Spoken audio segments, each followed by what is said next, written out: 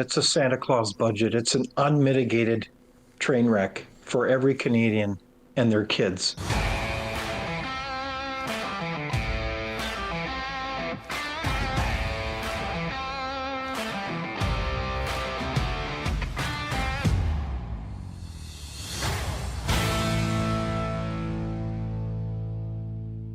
Welcome back to Northern Perspective, everyone. I'm Cypher. And I'm Fox. So today we are welcoming back to Northern Perspective David Leis of the Frontier Centre for Public Policy. He has been working away with his team there, and no doubt following all of the major events going on in Canada with the new policy proposals, legislation, and of course the 2024 budget. So we thought we would have him back to get his insights on that, and something else that was a bit bizarre that was going on with him. So we'll get his take on that right now. So without further ado, Mr. Leis, welcome back to Northern Perspective. It is a pleasure. How have you been? You know, it's been great. It's been busy. That's an understatement of the day, but it's a pleasure to continue the discussion with you guys. Absolutely. It's one of these ones that it never ends. We just pause it and then we return to it. So. But let's get into it. So a little bird told us you were supposed to appear on one of the parliamentary committees. Can you tell us about that? Well, you know, I was honored to be invited as a witness at a standing committee with environment and sustainability, I believe it's its name, to talk about a curious bill by a private member's bill, Bill C-317, an act to establish a national strategy respecting flood and drought forecasting. And I think it's a fascinating issue as we look at the bill. It's very, very short.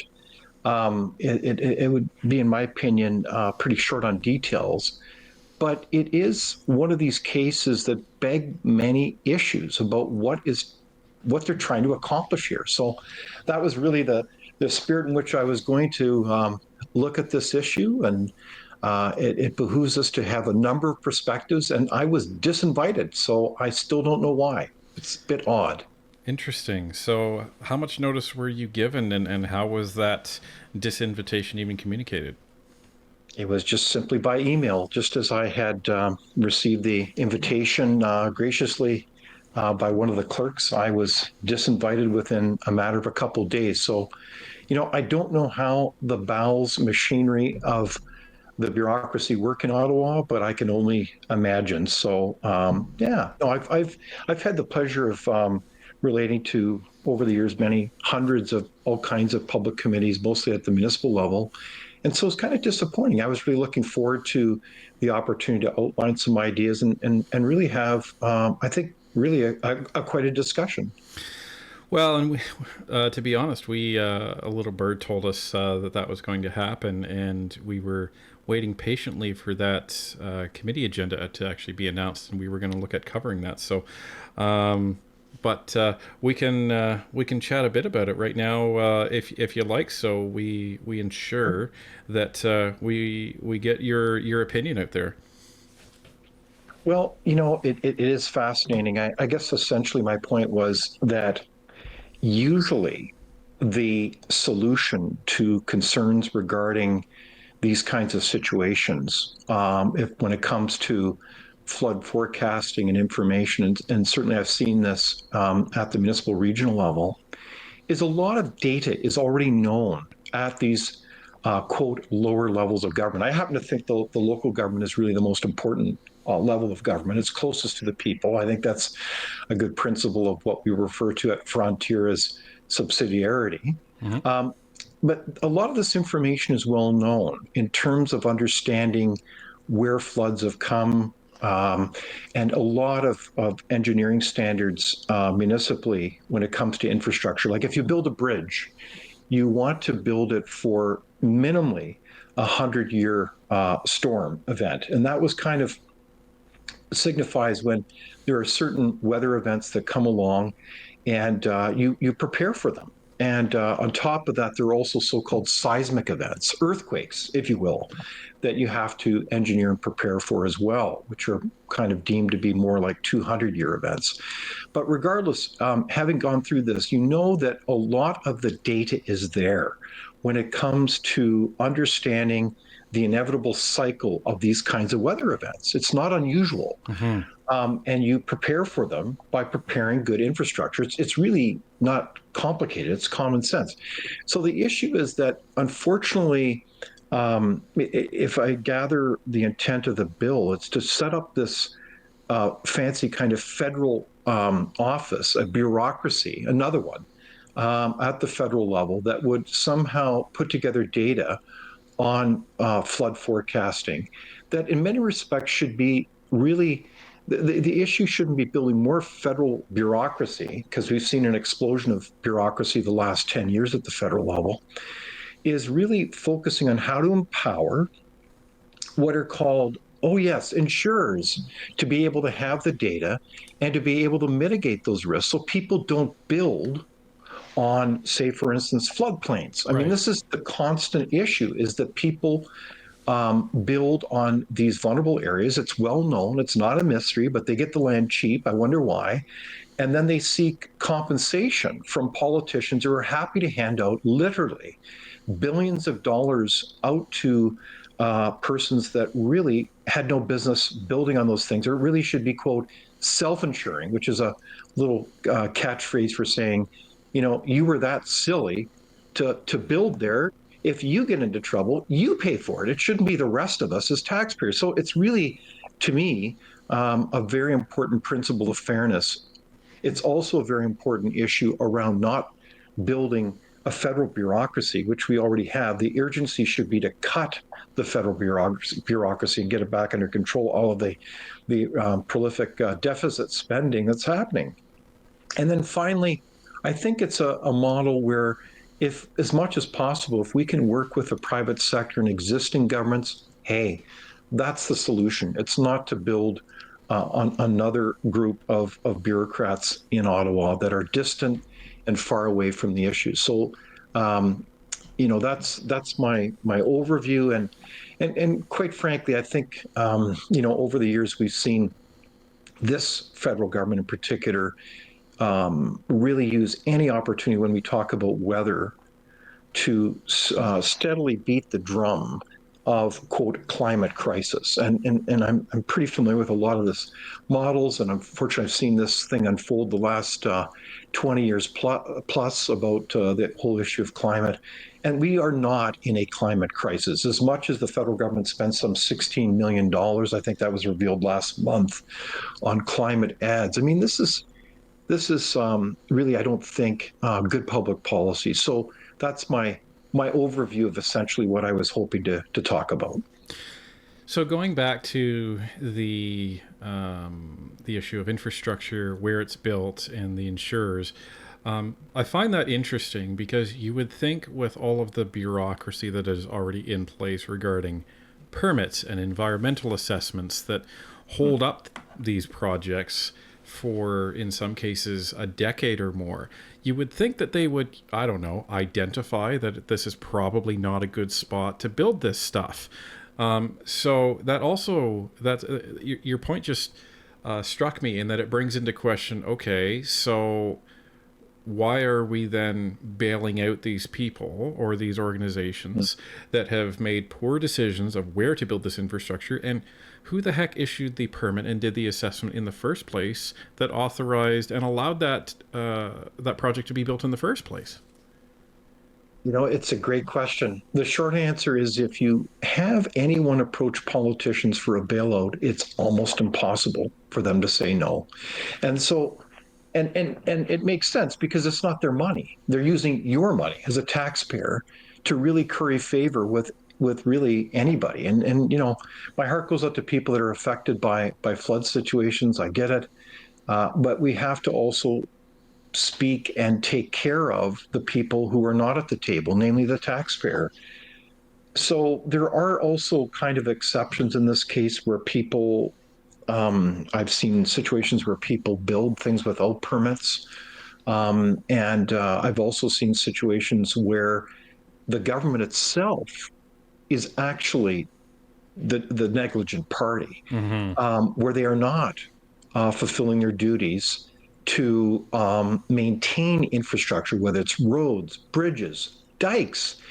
And I want to give you a very interesting case study. And I saw it up close where in the lower mainland just the other year, you may recall that there was, and it's fascinating, they always make up these interesting terms, atmospheric rivers and Yes, extreme I've weather heard that. conditions. It was frankly a 50-year storm. The surprise wouldn't be a 50-year storm. The surprise would be that it wouldn't happen. So that's what you have to prepare for. So in the lower mainland, there are kilometer after kilometer of diking systems. They keep the water back, just like in the Netherlands or other places where they've dealt with this. And I remember seeing this a number of years ago. The engineering reports on the condition of that infrastructure, let alone other ones that failed in BC. These points of infrastructure failed every parameter of their engineering test. Because I read these reports. I mean, I'm perhaps a bit odd, but I looked at these reports, and those dikes were going to fail sooner or later. In fact, there were even newspaper articles about it. And so when there was a 50-year storm, guess what? They failed. So this is the tragedy. It's not about, quote, extreme weather. It's about the fact that so many governments wear down, and this is a typical public policy challenge, is that the governments will build all this incredible infrastructure and then promptly ignore it because they want to go for the next shiny political object. So they take away that money from maintenance and carefully looking after it. And it's atrocious because then what they do is they just run down the asset. This is the typical public policy challenge, and everybody knows it. Well, and it begs the question, do we need better policy? Do we need a new policy on how, or even, I think it's based on what you've said, it doesn't seem like the government, values, say, a bridge or a dike as an asset. They just value it as a bridge or a dike.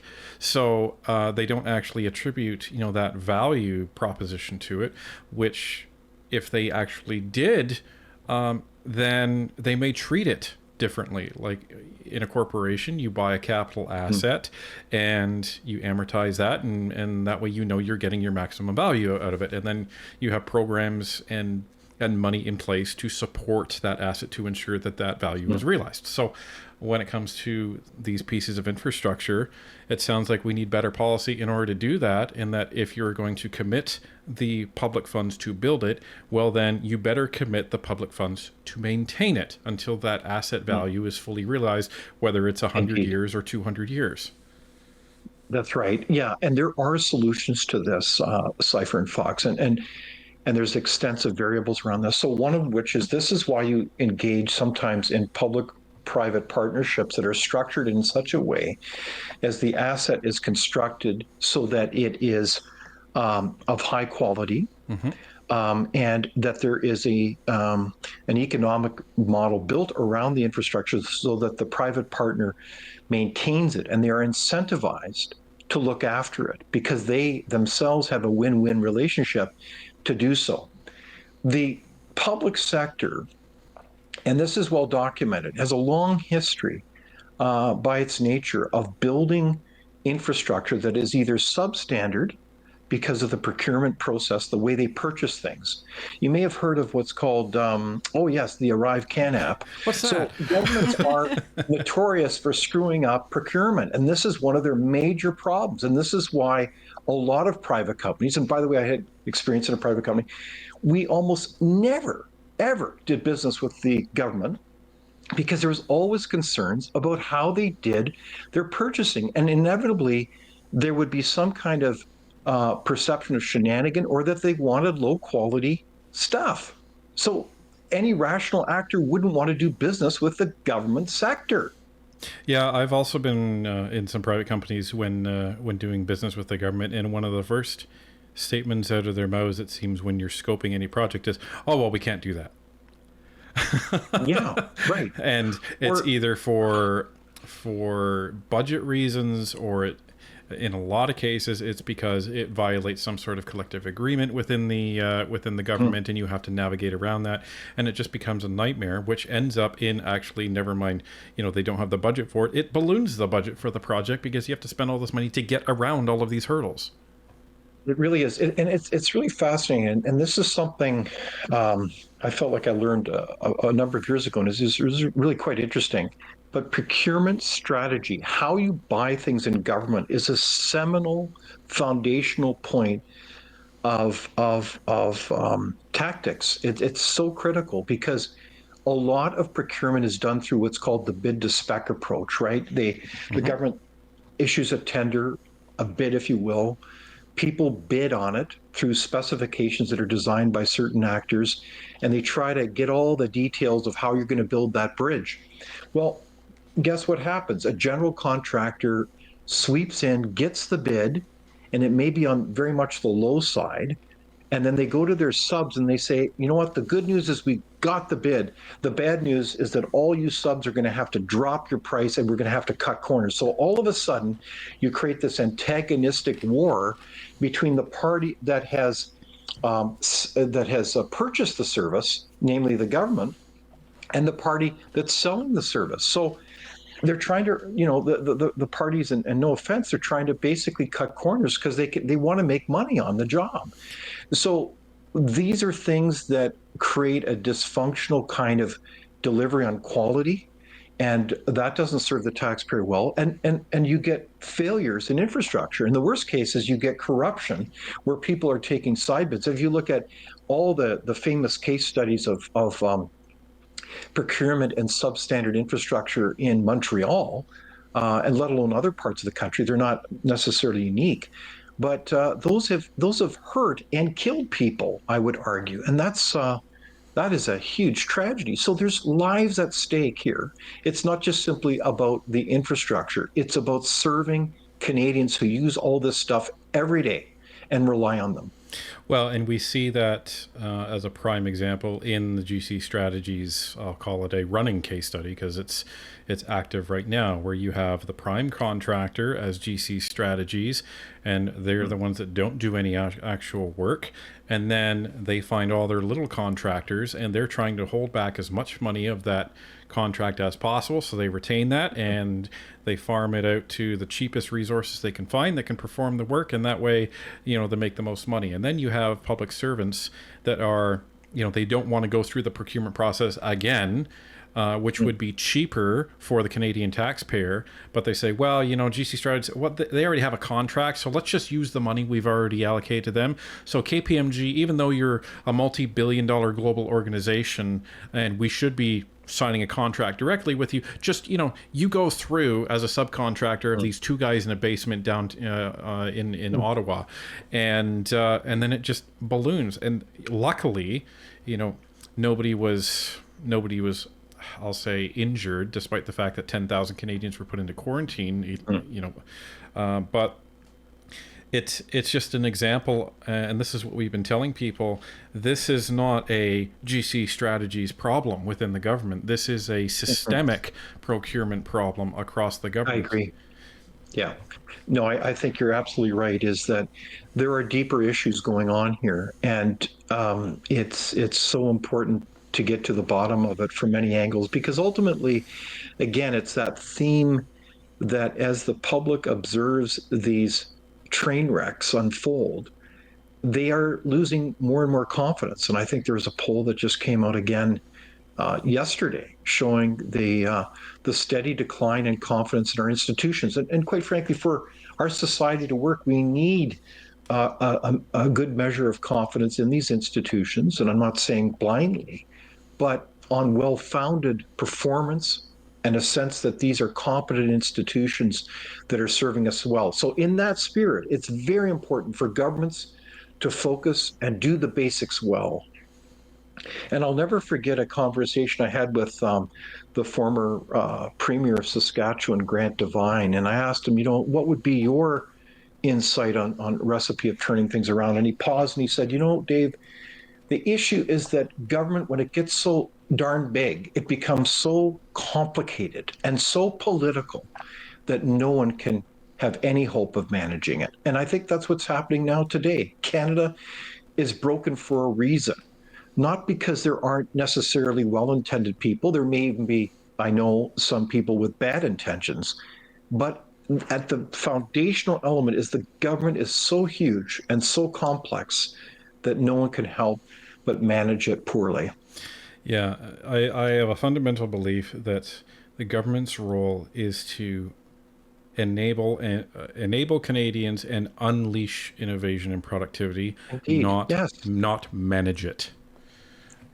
All And right. I totally agree. And this is one of the things that I'm very concerned about the future of our country is that people don't realize how recent our prosperity has been, the last really 200 years. Um, and those conditions for that prosperity are really quite unique.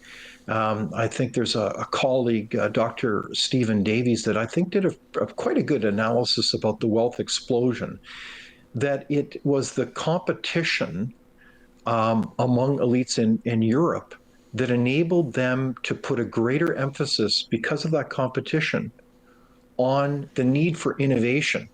And innovation really only happens when you have a respect for freedom of speech, property rights. There's a number of other ones within that culture. But a lot of groups, if you throw them within a country, they will tend to want to maintain their power and to control others. And they will often sacrifice innovation on the altar of control. And this is a huge problem. And if you look at the history, it's only a couple civilizations. If you think of the Western European countries, the Song Dynasty in China is a good example. There was one in India a little bit, but the Roman Empire. But otherwise, everything's been flat and subsistence for 4,000 years plus. And this is what we forget. This is actually much more fragile than we realize.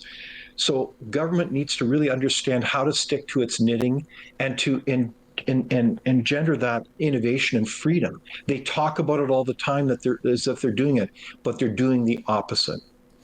yeah, because in order to be innovative, that requires a collision of ideas, and you can only have a collision of ideas if you have intellectual conflict. And Yes.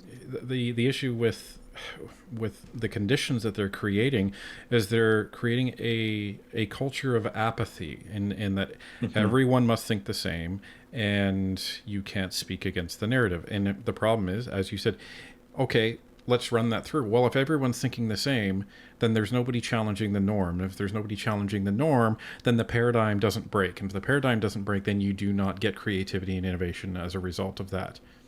Yes, exactly. So this is where bills such as C63, the so-called it's Online such Harms doublespeak, Act. Yeah. Online Harms Act, and it's really two bills. One is to quote um, protect children from online harms and others, which we all arguably already have laws in place already. But the second one is just really quite disturbing because it's really all about enabling people who may have a concern about some idea or be offended to really shut you down and string you up in all kinds of endless process and legal bills. Um, so this creates fear, and fear is very unhealthy in a society. So this whole cancellation culture. I mean, I just talked with an incredibly brilliant producer of a documentary. It's superb. It's going to be released in May about the collateral on people in our society related to the management of COVID-19, and how there's some repertoire theater in Calgary that has actually canceled that premiere. It's really pathetic because of some bullies and thugs wanting to not allow for that. And we need healthy discussion, truth telling more than ever in order for a society to move forward and learn from all kinds of things. And the lessons of history are clear. I mean, who was Galileo to assert that, what is it, the world might be might be round and not flat. I mean, this is nuts. If we can't talk about basic issues, that we are all in the same journey. No one has a monopoly on truth. Right. And, as Thomas Jefferson said, when a government fears the people, there is liberty. When the people fear the government, there is tyranny.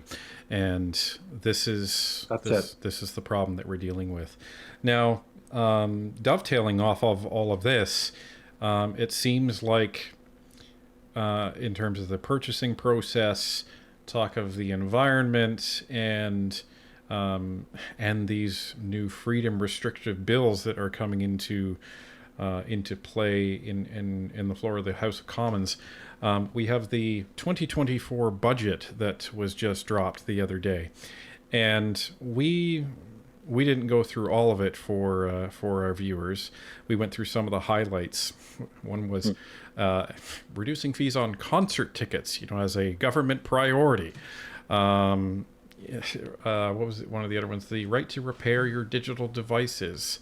Sure. Airline costs up front, I think was another one. Cell phone costs up front. Yeah, and airline costs and all of this stuff. Yeah, and while I think Canadians would agree, yeah, we don't want to pay more at the airport and we don't want to pay more for our cell phones, why don't we talk about the fact that we can't even pay for our homes and we can't even pay for food first before we talk about these things?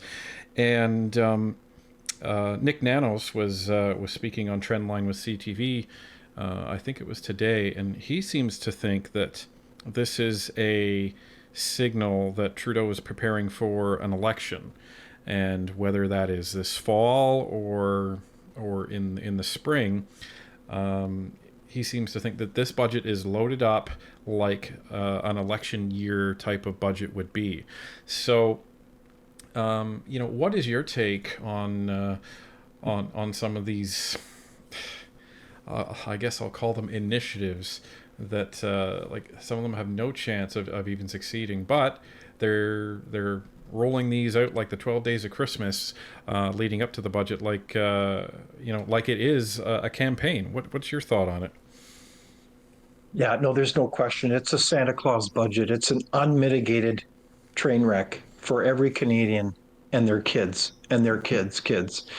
It's not a good scene. And I hope that Canadians can look through this. It's not policy based. It's an election brochure masquerading as policy. And there's many reasons why I say this in all great respect. And it's really quite disconcerting. But it's in keeping with the trend we've seen year after year here. There's no plan to balance the budget. It's continuing to try to desperately seek greater forms of taxation, which will really undermine the future of our country, the quality of standard of living. It's going to undermine further our bad record on productivity. It's really probably the worst budget I've ever seen. And although they have been toting out this narrative that the new capital gains taxes are aimed at the wealthiest 0.1% of Canadians, I would love to see where they got that number from, because if you go after if you implement these taxes like they intend to do, really it's targeting any business. It doesn't have to be the super rich. It's any business, because businesses don't typically deal in small numbers like household budgets. So our thought is that if you do that, well, that's going to result in lower wages for the workers of these corporations because they have less money to spend, or they're going to pass on that cost to their customers, which is thereby just going to increase costs for Canadians, or maybe it's all of the above. They're just going to say, all right, well, I guess we're not going to invest as much as we normally would have, which is going to stifle the economy. So what's your take on that? Well, it's probably one of the craziest things I've seen from a policy perspective. If you want to encourage productivity and you want to encourage a country where people are incentivized to work and take risks, this is the exact opposite thing to do on so many fronts. And I want to suggest a number of angles here because I think there's been a lot of good discussion in response to the budget. Mm-hmm. But I think there's something else going on here in terms of an agenda, and I want to spell out a couple of them, if I may. One of which is we need to reward risk taking and entrepreneurship, as we said. That's a very critical point. And Canada is not competitive with this type of approach here, and that affects everyone. That affects every Canadian's confidence in terms of future employment, standard of living, and quality of life. Surely people can see that. But this whole thing about it being directed towards just the top 1% is utter nonsense. I think this is squarely directed towards not only small business and entrepreneurs, a class that we really need more of, but this is also squarely directed at the incredible transfer of wealth from an older generation to the younger generation. And that is not being discussed. This is going to impact time and time again the future of estates that parents have created capital and in many cases want to lovingly pass on to the next generation. This is going to hit the next generation squarely between the eyes. So when they talk about fairness some 55 times in the budget, it's just the opposite. This is not about fairness for instance, the next generation, the younger one, whether it's millennials or all the rest. This is going to hit them. That's the real story here when it comes to this budget. They are so desperate for additional revenues and so reluctant to be able to cut the ballooning size of their costs and entitlements for their coalition of friends that they are seeking all kinds of revenues from this intergenerational wealth transfer. So this is in effect an estate tax, in my opinion, de facto. And this is going to change the culture of a nation. So what we're doing is we're ballooning the size of the state and we're making people more and more dependent on the state. And what we're doing is, and that goes to the whole carbon dioxide tax. You pay a tax and then you get a check back from the government. Well, why do they need to be involved at all? So this is again shifting the culture of our country because the fewer entrepreneurs, the fewer small business people we have, this changes the whole ethos of what made this country grow and thrive. And that's what I believe they're changing. I think you'd have to say that none of this is by accident. This is all being undertaken incisively. It's not based on good public policy, in my humble opinion, but it is based on transforming this country. Do you think a conservative government would be able to stop or reverse this? Well, they had better. And I would say that the conservatives will have to pay attention to this and see what is going on. We need to have a vision. I don't say this in any partisan way whatsoever. We need to cast a vision that builds on the tradition that we have as a country to respect the individual rights and freedoms of people so that we can safeguard the inheritance that we have a right to self-govern ourselves. This is the heart of our Anglo-Saxon tradition of freedom, that we have enabled innovation and prosperity. They're all intertwined. This is why we have right now an affordability train wreck, because we have a country that is plagued by not only inefficient businesses because of a regulatory framework that enables monopolies, that enables inefficient crown corporations that don't return on their capital. At Frontier, we've done the assessments on all these crown corporations. They're all underperforming. I can't think of one exception, and they don't pay taxes. And the people who work there all think they're working for the government. This is crazy. So as a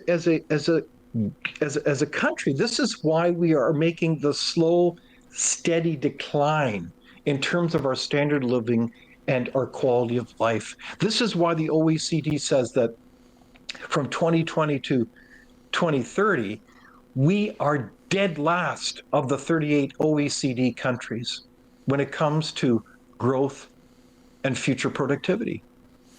Yeah, and you're hearing economists sound the alarm on this, despite the fact that the government is trying to use economists to justify their carbon tax. They're only listening to them when economists may say something worth a smidgen of usefulness to them, but they're ignoring everything else that they say. And just to clarify for anybody listening, what we're talking about here is, in the old days, when you had, your parents pass on, your grandparents pass on, and they had a house or property, Yes. it would pass on to their children, and they would be able to do with it as they wish, and the government didn't get involved.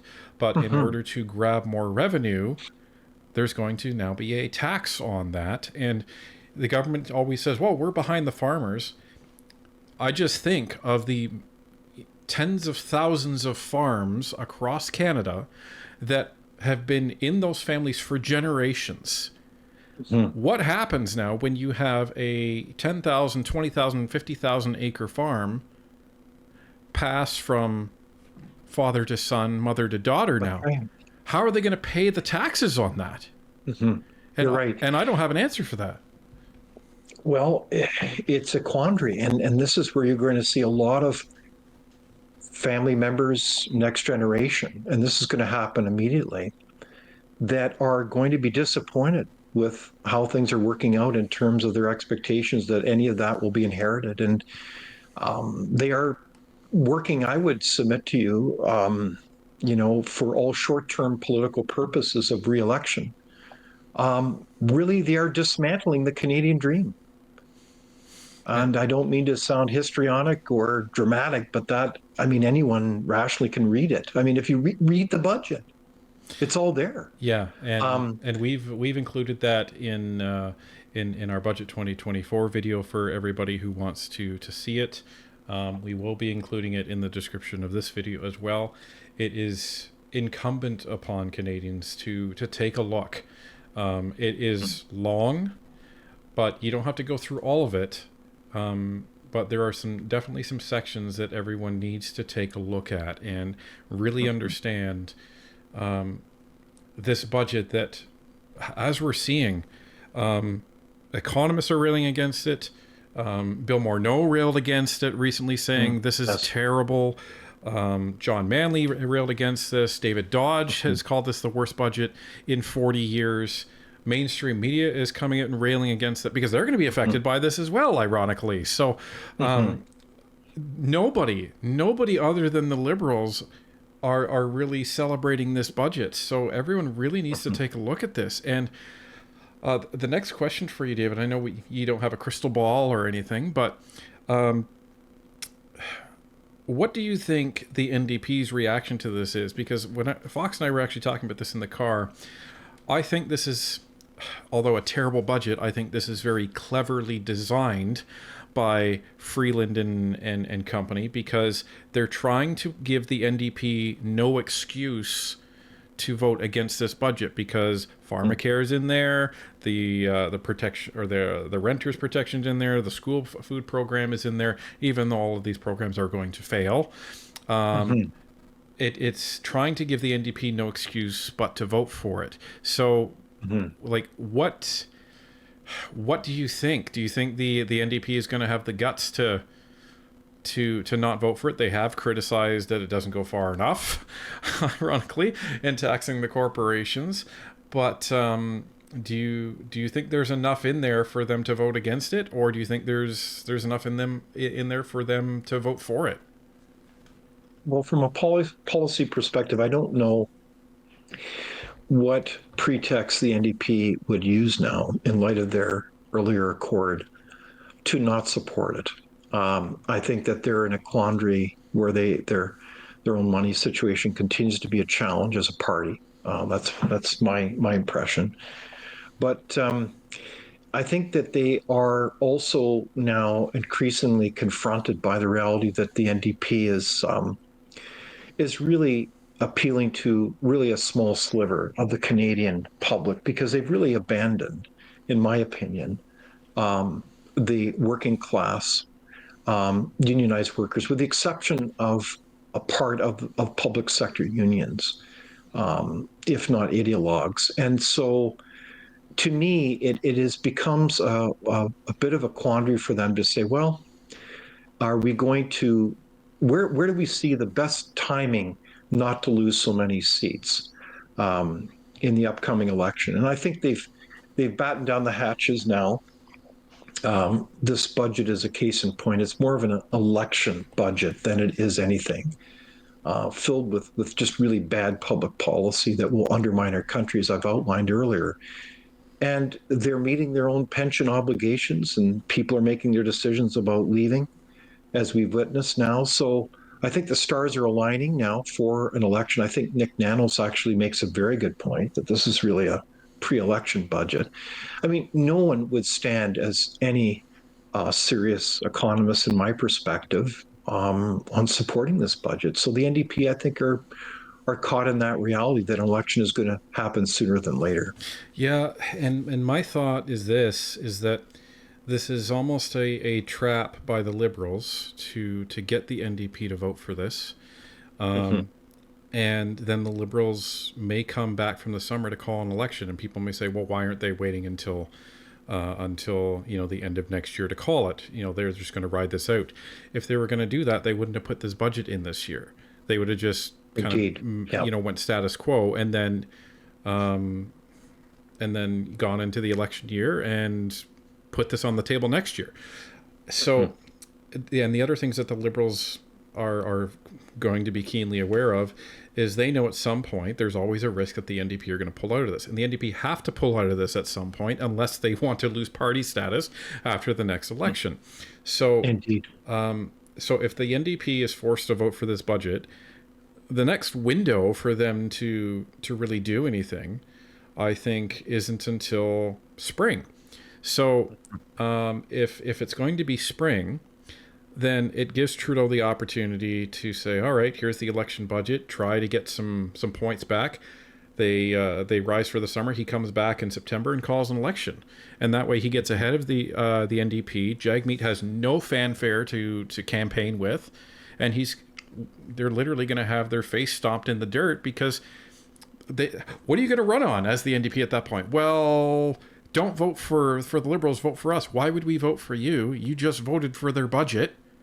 And, no, I agree. Yeah. And they have nothing to work with. That's right. So it is a kind of, there's a particular kind of strategy used to say this. The Liberals have basically now outmaneuvered the NDP, but they have the leverage over the NDP to force them to support the budget. But the NDP really are not in a position to fight this election because the Liberals have all claimed their issues. Yeah, they stole their lunch money. Even their lunch money. I mean, but it's such a farce because any informed voter will realize that any of these quote national programs are really not financed to be able to be sustainable. They're not. The cost for pharmacare alone is I've seen estimates ranging from $40 billion and more. They've just ceded. They've just kind of genuflected to the idea. It's not a serious implementation strategy, let alone a budget. So these are all head fakes, and they're designed to enter an electoral period, I think, that is there for the Liberals to capitalize on. But it's not really based, what I see, on policy. No. And just for everyone listening, you have to understand.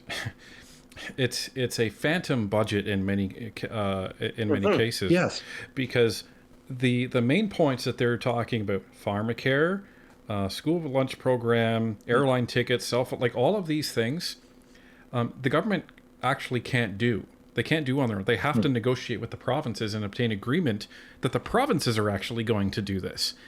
And if the provinces don't agree with on that, all of these promises, they don't come to fruition. So the irony is this budget actually isn't almost really even a federal budget. It's a provincial budget nationally. Indeed, yeah.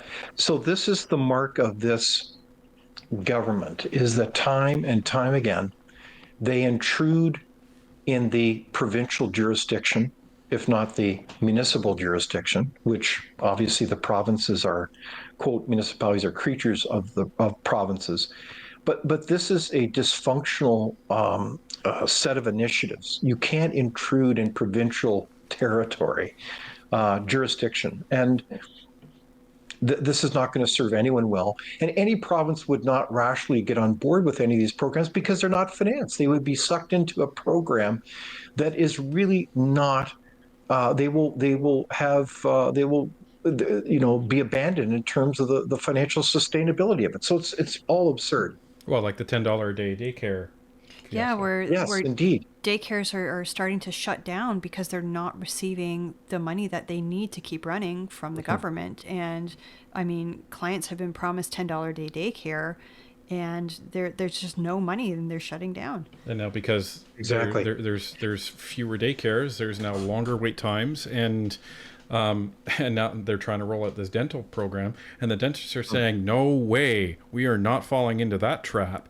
Meanwhile, you have Mark Holland out in front of the camera saying, "Oh, there was just a few concerns." Yeah, there's more than a few concerns from these dentists. Well, and this has happened before in Canadian history. In some ways, public Medicare, as it came from Saskatchewan to the federal system, if you look closely at the history, was never really built on a solid business plan. I know this sounds hard to believe. It was all kind of wishful thinking.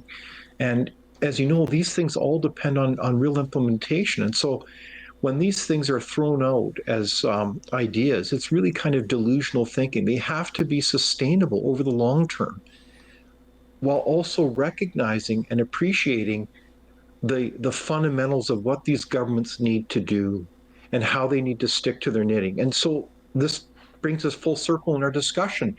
You have no business as a government building something like infrastructure that is so valuable, and I mean infrastructure broadly, including, say, helicopters in the military that are failing because you're not maintaining them properly.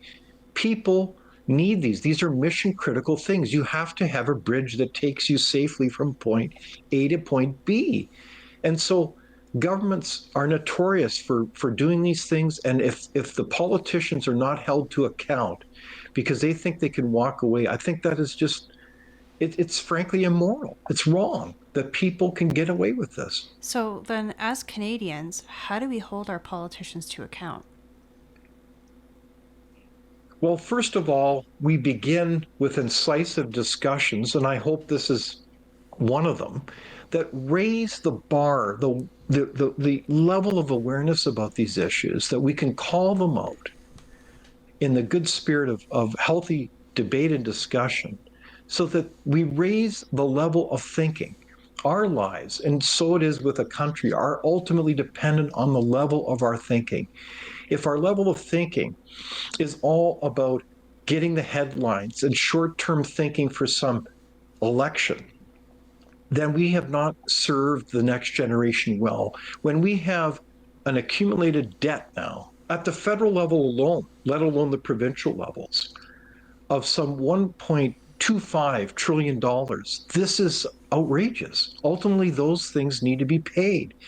So I don't want to try to sound like I'm making a speech here, but this is the issue. Is ultimately the decision of how we hold people to account is dependent on how citizens answer the question, do I know the issues? And do I care? And have I thought through these issues critically?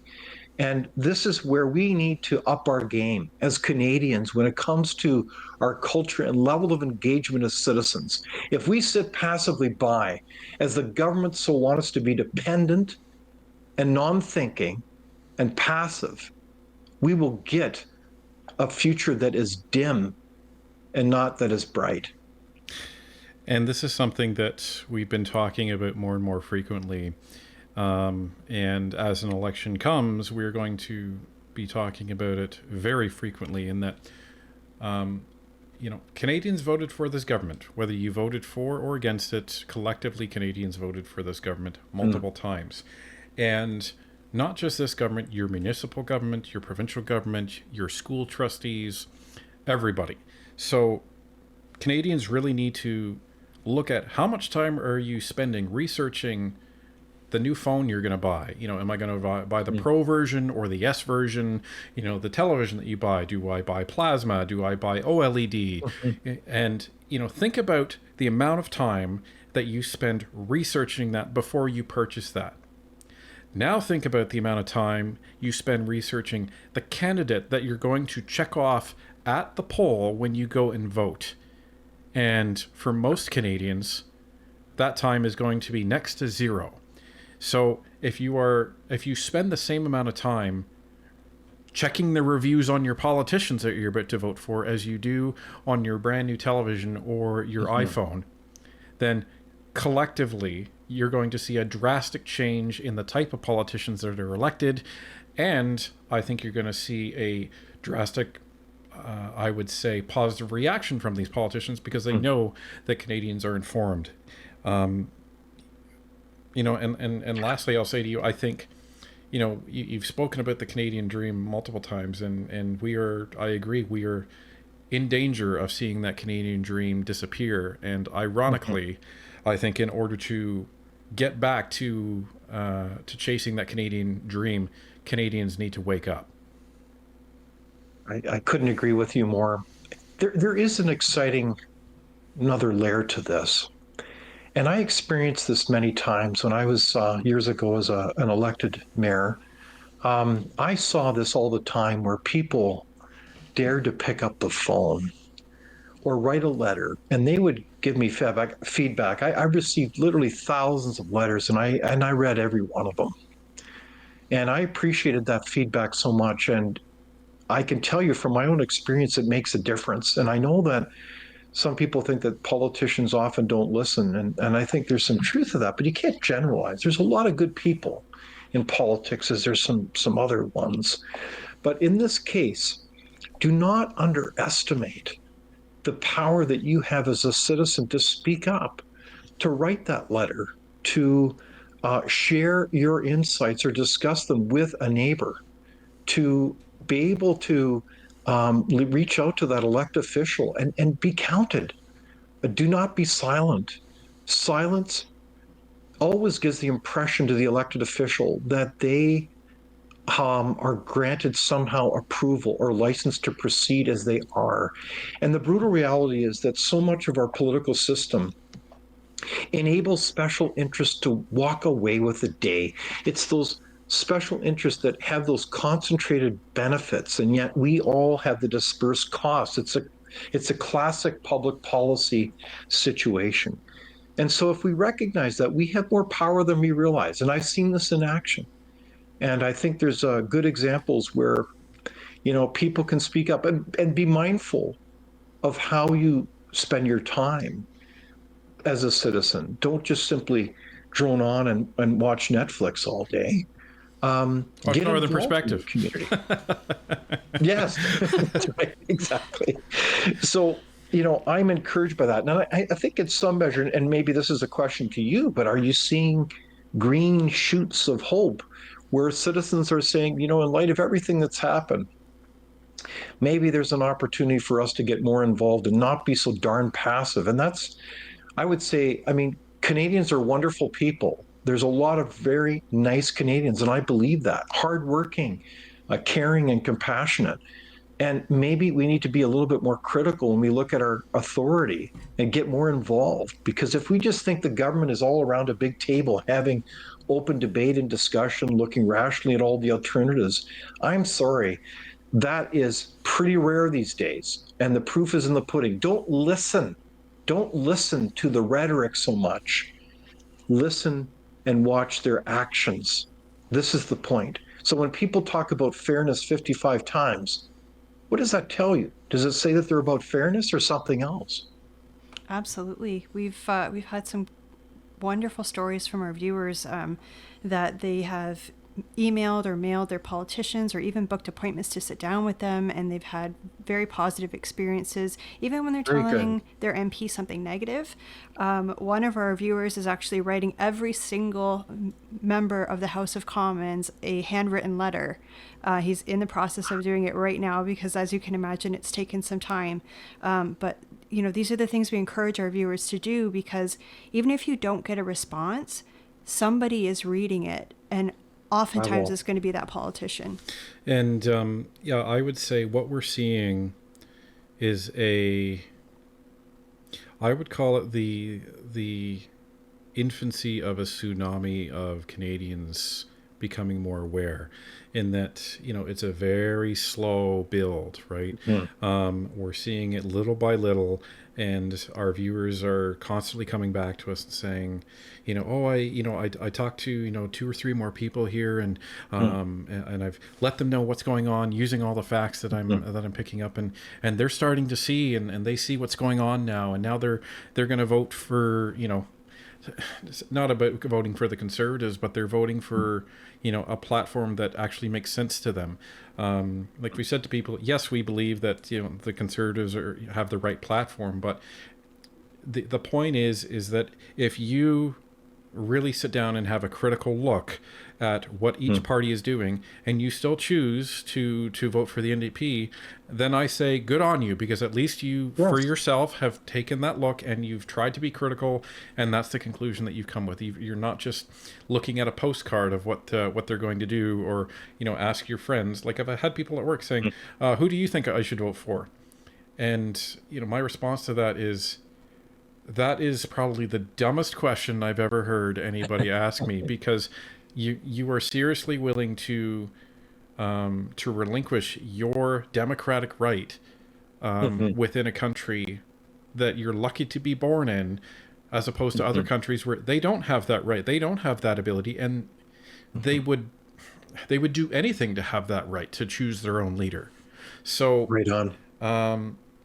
So we are seeing this awareness, and I think people, and again, it's because society has been encouraged, like the Romans, to not pay attention to government, pay attention to the games, the NHLs, the March Madness, all of that. Everybody knows all about that, but they don't know the basics of how the government works, and we tell people that's by design, because the government doesn't want you to pay attention to them. So we're seeing people understand what points of order are now, understand how a vote works, understand what the different titles are, what the different terms are, and they are then able to have intelligent conversations with other people, and then pass on that knowledge. So the collective consciousness is elevating in Canada little by little, and so that gives us hope on a day-to-day basis. Well, I'm inspired by that. I really like that. And what it says to me is a key message, and that is we can't take what we have now for granted, whether it's our prosperity or our rights and freedoms to be able to self-govern. And this is one of the lessons of history. There's always lots of elites, the people in charge, that are happy to keep control. And for me, I think a key bellwether that we should be looking for any good public policy is to what extent is the actions of a government truly empowering individuals to be able to live their lives instead of empowering a bigger state that has more control of our lives. This is the seminal question. Are we, frankly, empowering privilege of special interests, or are we empowering the individual? And for families to grow, for communities to prosper. And I think this has always been one of the key strengths of our incredible country, Canada. And so for me, this is a great opportunity to start casting a much better vision about what this country should do. This country could be by far the wealthiest, most prosperous, high quality nation on the face of the earth. I was just meeting a few months ago with different leaders from the incredible country called Singapore. And Singapore is a fairly modest country, about 5 or 6 million people. It was devastated coming out of World War II. But because of extraordinary leadership, with that vision of serving the people, they're now among the wealthiest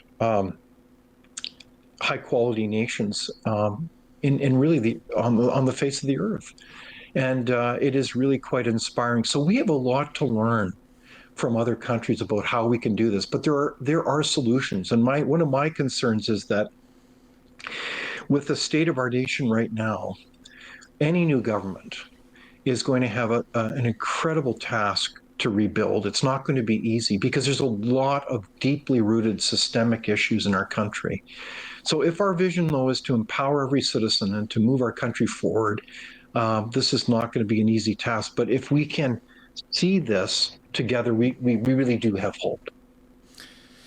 And on that note, I think we'll conclude it there. And I think, if I could summarize that, it's Canada, we got to get to work. That's what we got to do. So thank you very much, Well said. David Leis, for joining us. It's been a phenomenal conversation. We've enjoyed it immensely, and I'm sure we'll have you back again. Thank you so much. Thank you, It David. was an honor, and all the best to you and everybody. Thank you. Before we go, can you tell our viewers where they can find you and your work? Well, I host a program called Leaders on the Frontier. I encourage people to check it out. We talk about these issues, and I welcome your feedback. And check out our website at the Frontier Center for Public Policy. And you'll be able to find that in the description for both their YouTube channel and their website. So check it out in the description. Go have a look at the Frontier Center for Public Policy. They do extremely important nonpartisan work. Thank you very much, David. Thank you so much, and all the best.